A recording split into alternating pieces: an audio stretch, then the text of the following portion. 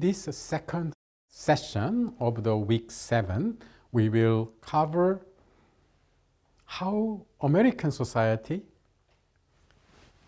came to able to consume foods like sushi. Now that happened in sometime 1960s and 70s. First of all, the 1960s was a very special era for the whole human race. Now, some 20 years ago, 2 decades ago, the Second World War ended and most of Western society became economically very prosperous, including Japan. So the new generation, after the Second World War, they started to demand new culture. And particularly in America, the African Americans, the Black Americans, engaged in civil rights movement for equality, equal treatment as the same American citizens in the United States of America. And also, as we already mentioned, the US government, by the way, this is as a result of a civil rights movement as well, the American government changed the immigration law in 1965, and more Asians and non-Europeans were able to immigrate to the United States of America. And also 1960s, because of the Cold War, in the midst of Cold War, the Americans were participated in the Vietnamese War, which great majority of Americans believed that it was an immoral war against weak and small poor people of Vietnam. So among the young people, there was a very strong anti-war movement. And together with this, in the 1970s, the American society saw the rise of other social political movement, which in general called the countercultural movement, which includes civil rights movement, feminism, anti-war movement, environmentalism, vegetarianism, and so on. So that was the time, the revolutionary time in the post-war Western society. Now, in this environment, many people in the US and Europe came to be more open, came to have more open attitude to non-Western and non-American culture and values. And this included alternative culinary culture, such as vegetarianism and enjoying different ethnic food. So that was the atmosphere in America in 1960s and 70s. So that was a background of the eventual popularization of foods like sushi. So in this context, Japanese food, together with Indian food and so on, that Japanese food also, and particularly sushi, was considered healthy food, healthier than Western food such as hamburgers, meat, and so on. So also at the same time, consuming exotic food, like a foreign food like a sushi, also became a sign of cultural sophistication and even a status symbol, which means now if you can enjoy sushi, you are culturally sophisticated and you are upper class, intellectual, and so on. So that kind of atmosphere was created, and by the mid-1960s, already many people hear about sushi. Now, also it was around this time that Japanese economy became very prosperous, especially after the Korean War, during which the Japanese supplied all the armaments and vehicles and so on. So Japan's heavy industry was rebuilt. So in this time, the Japanese popular culture like martial arts, Japanese films, animation, manga, video games, and so on became very popular in the West, especially in the US and Europe. And also, around that time, the second and third generation of Japanese Americans grew up, and many of them began to be interested in learning about their ancestral homeland and their ancestral culture. So that was a time in America, many universities started to open Asian studies, because not just Japanese, but also Chinese, the early migrants, their second, third, fourth generations reached the age of university education, and they wanted to learn more about Japan and China and Asia. In addition to this, the social cultural changes in America and Europe, also there was a new concerns about food rose in America and Europe, and that is health concerns. That with increasing rate of obesity, particularly in US and Europe and Oceania, people came to be more interested in health food. And so in this atmosphere, certain foods were considered healthier than others. And in this trend, somehow Japanese food was considered as healthier food than the typical American food.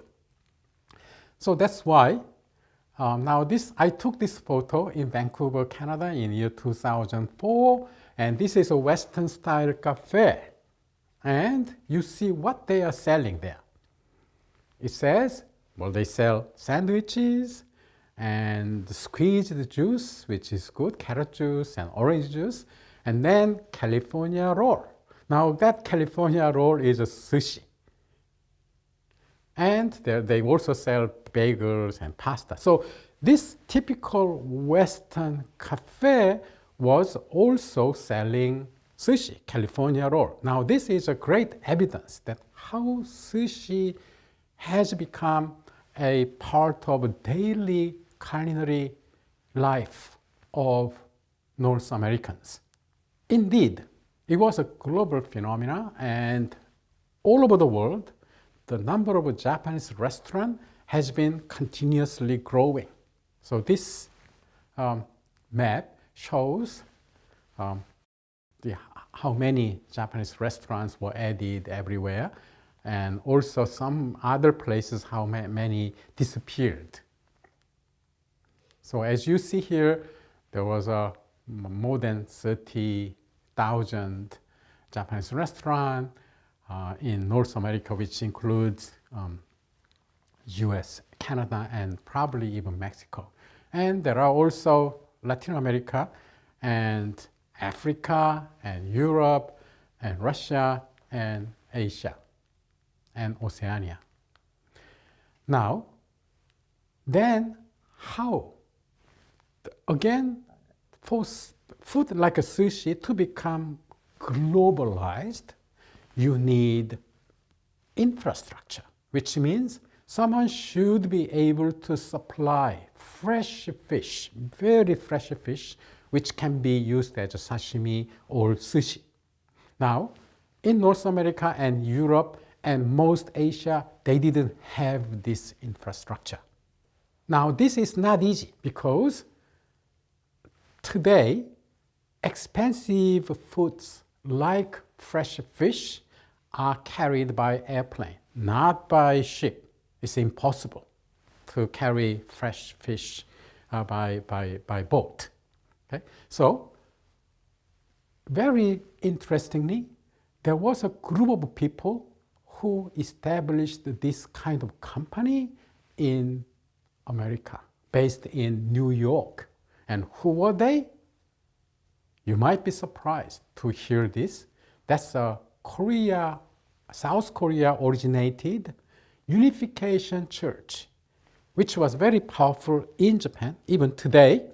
Now, they set up the first company that supply fresh fish directly from Tokyo to New York, and from New York they would resupply all over the North America.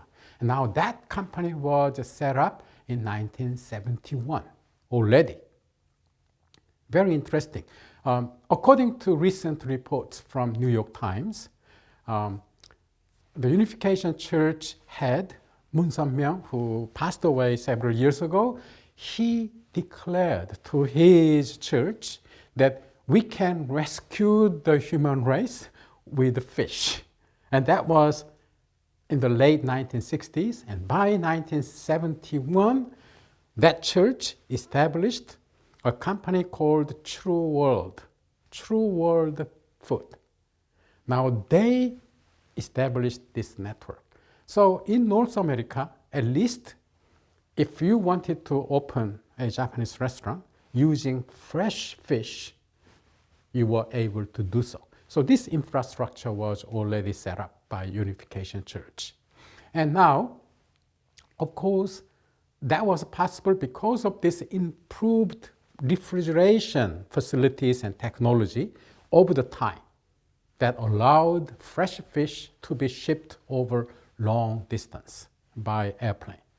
And also, the economic prosperity of the Japanese society in 1960s already created a very high demand for premium sushi and sashimi, of course, and which that helped more sushi bars open throughout in Japan.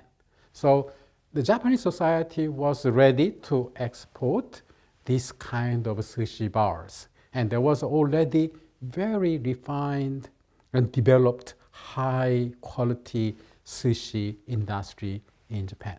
So on this image on your right, at the top, that's the advertisement of the True World Fish established by the Unification Church from Japan in America.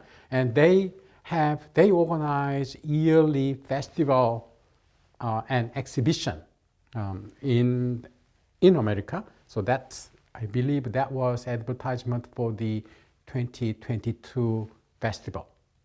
So quality seafood direct from Japan, it says.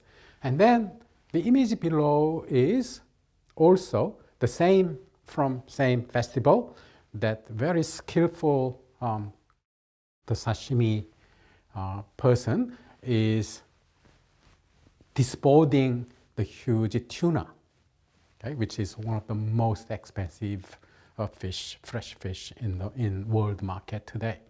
And that's in New York. And also, as I said, there was a growing network of supplies and distributors throughout America that allowed sushi to expand worldwide. So in our third session of this week 7 lecture, we will look at how then Korean immigrants in America and elsewhere, they came to be engaged in this sushi business